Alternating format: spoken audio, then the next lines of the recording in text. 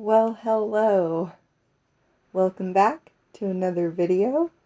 My name is Erica, if you're new here, and I am doing a video today for MerMay. And typically I would only do one video every week and I would put that out on a Thursday, but since it is the month of May, we're doing a mermaid every day for May. So today I am working on a mermaid and the prompt is octopus. So I decided I wanted to do a mermaid with some of those cute little Dumbo octopus around her. And I ended up doing 3 of the little guys. And I did them because I didn't want to have a whole lot of tentacles going on with all those little suckers on it. Because those take a lot of time. So we went with these little guys, and they're so cute. So, it was a good choice, I think. Except they still did take a long time to do. I I almost thought I wasn't gonna finish this one before midnight tonight, but I ended up finishing it up with an hour to spare. So I did get it done. Yeah, and I really like the way this one turned out. I like the colors, and like I said, I really like those little octopus. Of course, you don't see the colors yet, do you? Um, guess I'm getting a little ahead of myself. Right now, I am actually just sketching out how I want everything to be placed, and just trying to get an idea of how I want everything. I am just rambling on here and rambling on. So before I start rambling on too much, I want to give a shout out to Tremor's Art and Harriet at my Uni-Ball Studios. They are both following along with my prompt list this year, and they both also do YouTube videos, and I will leave a link down in the description of this video if you'd like to go see what they're creating over there. Harriet at my Uni-Ball Studio actually does traditional art, a lot of watercolor and colored pencils. And Tremor's Art does digital art. So if you like either type of those kind of art, or you just like mermaids and want to go check out the awesome art they're doing, like I said, I'll leave a link in the description.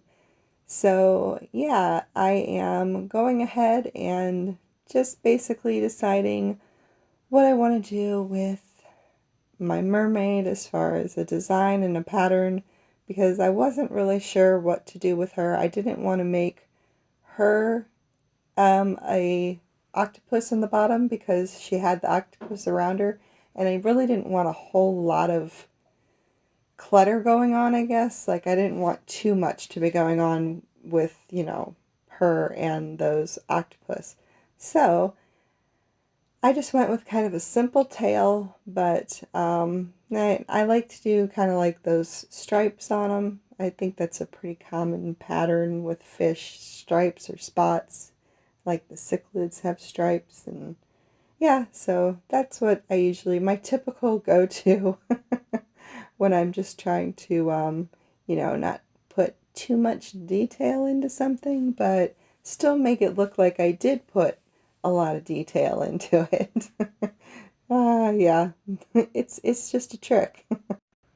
It's an articular contusion or something. So anyway, yeah, decided to just go with some, metallic watercolors for some extra shine in these pieces, and, just go with kind of basic designs. Not getting too overboard with detail, even though I would really like to get really overboard with detail. Um, just trying to stay within, I really want to just get better at watercolor, I guess. And this has been a great challenge for getting better with watercolor because I love to paint mermaids, and if I was probably painting anything other than mermaids for this challenge, I probably would have given up on the watercolors at this point. Well, maybe not given up on the watercolors, but I probably would have given up on the challenge because it's been kind of a struggle. I mean, you know, a struggle with just getting used to a new medium. It's not like it's a struggle like, you know, working out on a roof or something in the middle of summer in Florida.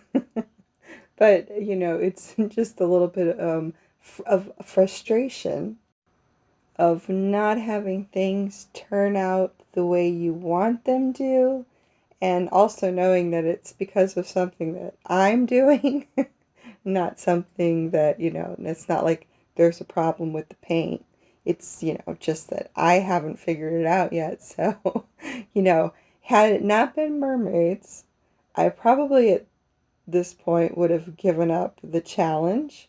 I would have been like, you know what, I'm just going to do whatever I want, and I'm not going to do this challenge anymore because, you know, it's driving me crazy. But yeah, mermaids, I'm willing to, I guess, struggle through it because I love mermaids so much.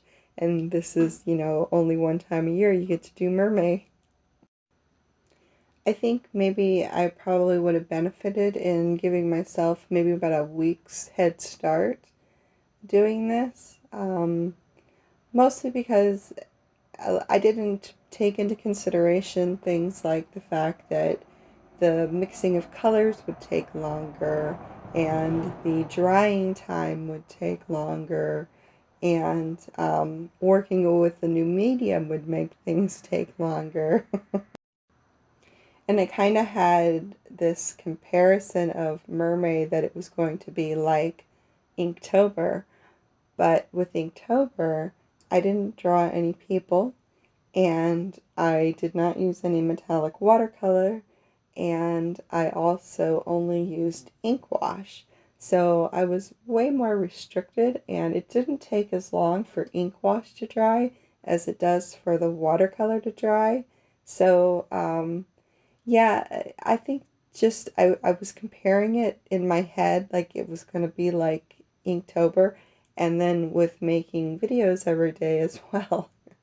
You know, I didn't really think that through either. The amount of time that it sometimes takes to edit a video and, you know, get the commentary done, and sometimes you have issues if you don't have a great place to do your commentary where it's quiet. Sometimes there's stuff like sirens and helicopters that are roaming around, making it a little more difficult.